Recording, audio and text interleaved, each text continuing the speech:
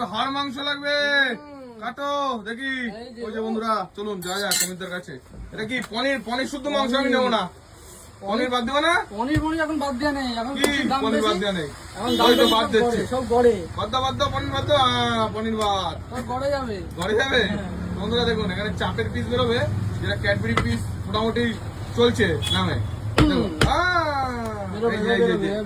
এই যে ক্যাডবেরি, কি জিনিস মতন মা একেবারে। পারবে না এরকম কাটতে, ছিটকে ছুটকে জয়ন্তপুরের হরিদাসপুরে ঢুকে যাবে।